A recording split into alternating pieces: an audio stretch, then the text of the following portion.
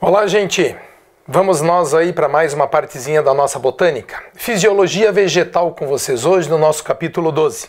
E a gente vai começar a parte de fisiologia com uma parte chamada de transpiração vegetal.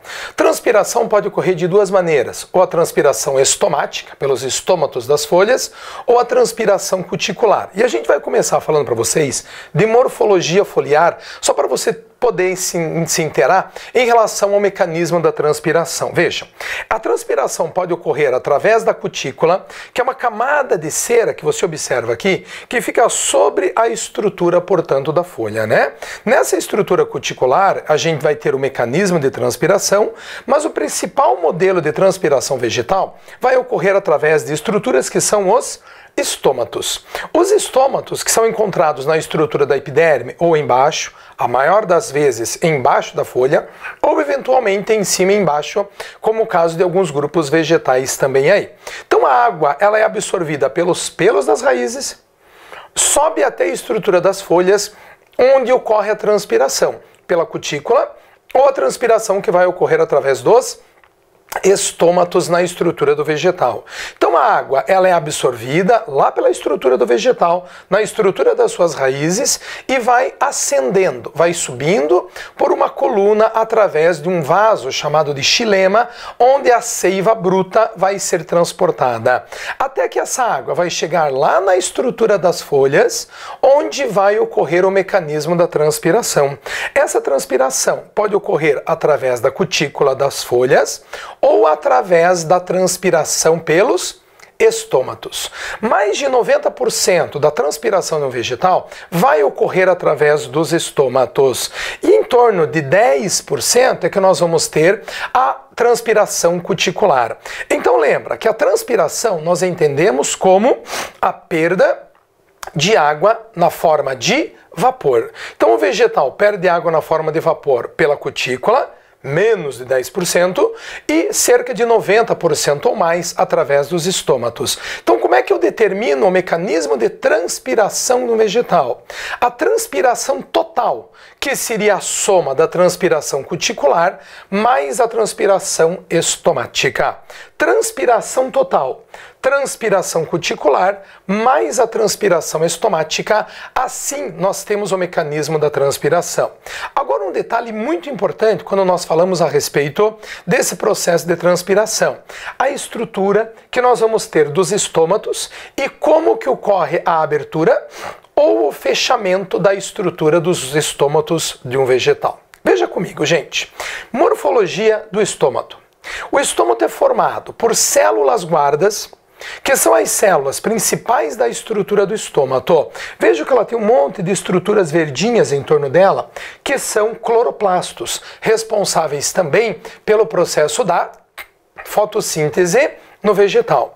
Além das células guardas, no estômato nós observamos um orifício, um buraco no estômago por onde o vegetal realiza trocas gasosas, absorção de CO2 no processo da fotossíntese, eliminação do oxigênio, ou vice-versa, absorção do oxigênio quando o vegetal respira, porque lembra, o vegetal pode fazer a fotossíntese e também respiração, que são processos inversos, certo? Então, troca gasosa através dos estômatos, eliminação ou absorção de gás carbônico e de oxigênio, e isso ocorre pela estrutura do ósteo, como também a eliminação de água, que seria o processo da transpiração, água em forma de vapor. Então o estômato é formado por células guardas, o estômato é formado por um ósteo e o estômato também apresenta uma estrutura chamada de células anexas. Esses elementos é que vão determinar o mecanismo de abertura e fechamento dos estômatos.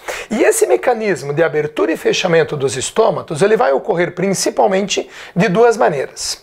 Ela pode ser de forma hidroativa, está relacionado, controlado principalmente pela água, ou ele pode ser a abertura e fechamento dos estômatos, chamado de fotoativo, controlado, obviamente, pela luz. Esses dois mecanismos de abertura e fechamento do estômago, seja ele fotoativo ou hidroativo, têm tem a ver com o processo de osmose, o mecanismo que vocês estudaram lá no primeiro ano e o tempo inteiro a gente vem falando para vocês de osmose ao longo da vida estudantil inteira de você. A gente discute osmose quando falamos da nossa biologia. A osmose é um processo em que a água passa do meio menos concentrado para o meio mais concentrado. Então é isso que vai determinar a entrada ou saída de água no vegetal. Então, se nós olharmos essa figurinha, nós pensarmos que o meio externo é um meio hipertônico e a água passa do meio menos concentrado para o meio mais concentrado, o que nós vamos observar aqui? Nós vamos ter a saída de água da célula guarda do estômago para o meio externo. Então a água sai, a célula guarda do estômago perde água e murcha, e quando a célula estomática, a célula guarda, perde água e murcha, o estômago vai se fechar, estômago fechado. O inverso vai ocorrer para a abertura do ósteo.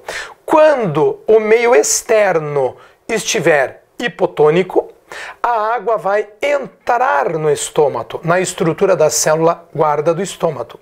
Célula guarda do estômago cheia de água, ela aumenta de volume e o orifício do estômago se abre, o ósteo. Então eu tenho dessa maneira o estômago aberto. Então eu queria começar com vocês hoje falando primeiro da transpiração e como que ocorre a abertura e fechamento estomático, que a gente continua num próximo momento com vocês, falando mais da abertura, fechamento dos estômagos, através dos mecanismos que levam isso, num próximo vídeo com vocês. Falou, galera, até mais!